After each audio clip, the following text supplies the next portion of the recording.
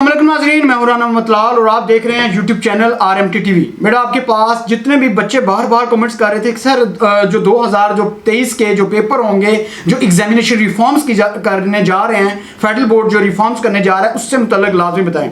बेटा आपको मैं बताता हूँ हुआ क्या है और आगे होने क्या जा रहा है।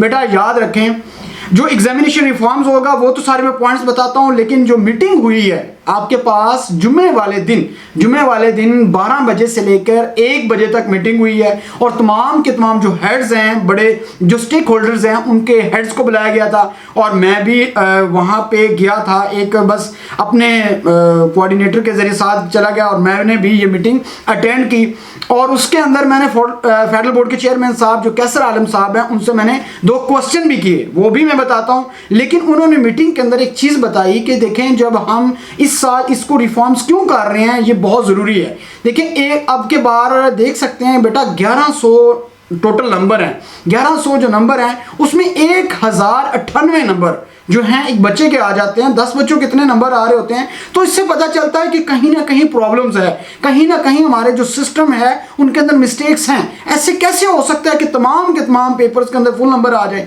सारा क्या चल रहा है, रट्टा सिस्टम। इस रट्टा सिस्टम को ख़त्म करने के लिए, इन तमाम चीज़ों को इम्प्रूव करने के लिए हम एग्जामिनेशन जो सिस्टम है उसके अंदर रिफॉर्म करने जा रहे हैं।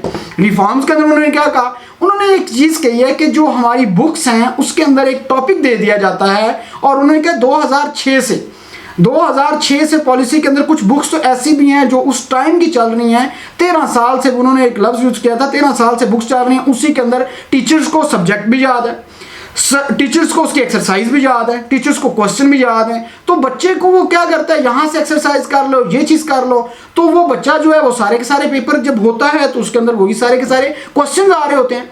तो उन्होंने कहा कि नहीं, अब हम करने क्या जा रहे हैं, हम ये करने जा रहे हैं, इसके अंदर इंप्रूवमेंट ला रहे हैं ताकि बच्चों के अंदर भी एक सीखने का जो प्रोसेस है, लर्निंग प्रोसेस जो है वो बढ़े। किस तरीके से स्टडी करनी है, दुनिया आगे कहाँ जा रही है, इससे मुतल्लिक फेडरल बोर्ड के चेयरमैन साहब ने, कैसर आलम साहब ने बहुत डिटेल के साथ ये तमाम बातें वहाँ पे मीटिंग के अंदर की। उन्होंने कहा कि देखें भाई, एक चीज़ साफ क्लियर है कि जब आपके पास जो बुक है, बुक के अंदर चैप्टर बने होते हैं, चैप्टर के अंदर आपके पास टॉपिक नेम लिखे होते हैं। तो बेटा एक चीज़ में रखें, उन नोटिफिकेशन के अंदर भी मैं आपको दिखा सकता हूं, ये आपके पास नोटिफिकेशन भी आ रहा है और कुछ दिन के अंदर आपको इस डिटेल के साथ उन्होंने कहा है कि हम इसके मतलब वीडियो भी बनाएंगे और मैं भी कोशिश करूंगा अपने कुछ थोड़ी सी को लगा के सिफारिश लगा के कि अगर फेडरल बोर्ड के चेयरमैन कैसर आलम साहब जो हैं वो मुझे इंटरव्यू दे देते हैं तो मैंने उसमें ये चीज़ उनसे कही है कि मेरा अपना यूट्यूब चैनल है, मैं इसके ऊपर आपकी ये तमाम चीज़ें जो एक्सप्लेन कर सकता हूँ। हमारे बहुत से स्टूडेंट यहाँ से देखते हैं, 10 से 15 हज़ार बच्चे कम से कम इससे देख रहे होते हैं, तो उससे बहुत ज़्यादा स्टूडेंट्स को ये चीज़ क्लियर हो जाएगी। और उसमें मैंने क्वेश्चन भी किया, मैंने उसमें ये क्वेश्चन किया कि आप लोगों को देखिए, मैंने गेस्ट पेपर देता हूं तो मेरा गेस्ट पेपर जो है वो 100% आता है, 95% मेरा गेस्ट पेपर आया हुआ था सेकंड ईयर केमिस्ट्री का। तो उन्होंने आज के कहा, कहता नेक्स्ट टाइम नहीं आएगा। मैंने कहा जी क्यों, उन्होंने बताया फिर, और उसके बाद उन्होंने कहा कि हम देने जा रहे हैं, टॉपिक के नेम देने जा रहे हैं जितने भी, उन्होंने ये भी बताया कुछ 9 सब्जेक्ट हैं, उनके आपके पास टॉपिक के नेम दे दिए जाएंगे और वो बच्चा जो है वो किसी भी बुक से पढ़ सकता है। कोई ज़रूरी नहीं है कि उसने आपके पास नेशनल फाउंडेशन की बुक यूज़ करनी है, भाई पंजाब बोर्ड की बुक यूज करनी है, वो बच्चा जहां मर्जी से आपके पास टॉपिक का नेम दिया होगा, वो जहां मर्जी से तैयारी करे और फेडरल बोर्ड जब आपके पास पेपर देगा उन टॉपिक से, याद रखिएगा वो जो टॉपिक है उसमें से आपके पास उसके जो क्वेश्चन होंगे वो सारे के सारे कॉन्सेप्चुअल होंगे। बेटा ये चीज़ होने जा रही है आपके पास, और इसका मेन मकसद सिर्फ वही है कि जो एग्जामिनेशन रिफॉर्म्स का और सिस्टम का, इसका मकसद ये है कि इसको इम्प्रूव किया जाए, बच्चों के अंदर लर्निंग प्रोसेस जो है वो रट्टा सिस्टम को ख़त्म किया जाए। और उसके अंदर उन्होंने कुछ पॉइंट भी बता रखे हैं, बेटा ये देख सकते हैं। इसके अंदर देखिए एक पॉइंट बताया गया है कि आपके पास ही मैं पढ़ के सुना देता हूँ बेटा। कहते हैं in order to ponder over the situations, कहते beginning more reliability and credibility in the examination system, FBISC held meeting with all the stakeholders in the light of the outcome of these meeting, it has been decided to revamp the basic tools of examination question paper, making it curriculum and SLO base rather than textbooks as a first step the change is being made in the 9 major subject: English compulsory, Urdu compulsory, Islamiyat, Pakistan study, biology, chemistry, physics, computer science and mathematics at HSSC and HSSC levels.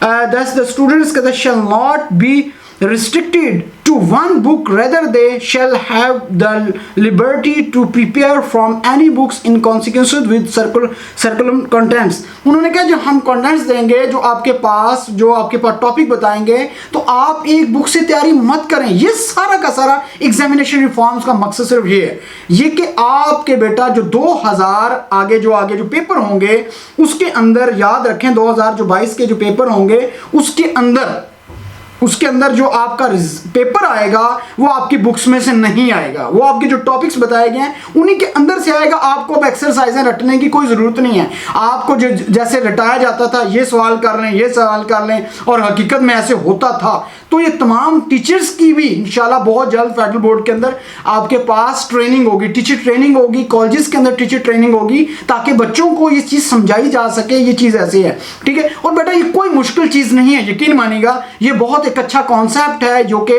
पहली बार federal board के अंदर ऐसा होने जा रहा। आज तक पूरे पाकिस्तान में ऐसा नहीं हुआ है। और आप अंदाजा लगाएं, आपके पास कुछ बुक्स तो ऐसी भी हैं जो आपके दादा ने, परदादा ने, आपके बेटे ने पढ़ ली हैं, लेकिन अभी तक वही चल रही हैं, ठीक है। तो इनको चेंज करना होगा। ये मेन मकसद था इमरान खान का भी कि आपके पास तो पूरे मुल्क के अंदर एक सिलेबस जो है होना चाहिए, ताकि तमाम के तमाम बच्चों को तालीम हासिल हो। अमीर का बच्चा, गरीब का बच्चा, सारे एक पेज पे हों, ताकि सबको एक जैसी एजुकेशन मिले।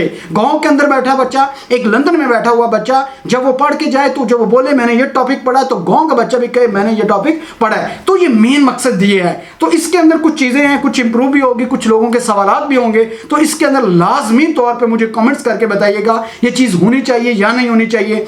तो क्योंकि इंशाल्लाह मैं कोशिश करूंगा, जैसी अगर ये मंडे को इंशाल्लाह इनकी जो वेबसाइट है उसके ऊपर ये नोटिफिकेशन बेटा आ जाएगा। तो अगर ये नोटिफिकेशन आता है तो मैं भी उससे सोर्स करके इंशाल्लाह मैं कोर्स, मेरी बड़ी ही कोशिश है कि किसी तरीके से फेडरल बोर्ड के चेयरमैन साहब कैसर आलम साहब का एक इंटरव्यू करूं, और उसके अंदर आपके जो बोले गए क्वेश्चन हैं, जो कमेंट्स करेंगे आप, उस तमाम को मैं नोट करूं और बच्चों को ये तमाम उनसे सवालात करूं, ताकि आपको ये कॉन्सेप्ट क्लियर हो जाए। तो ये सारी चीज़ें बेटा होने जा रही हैं। अब तक के लिए इतना ही। अपना ख्याल रखिएगा, लेकिन लास्ट में हमारे चैनल का भी ख्याल रखिएगा और कमेंट्स कीजिएगा इससे मुतल्लिक आगे ये चीज़ होने ठीक है या नहीं, या आपके माइंड के अंदर जो क्वेश्चन है वो लाजमी कीजिएगा। Thank you.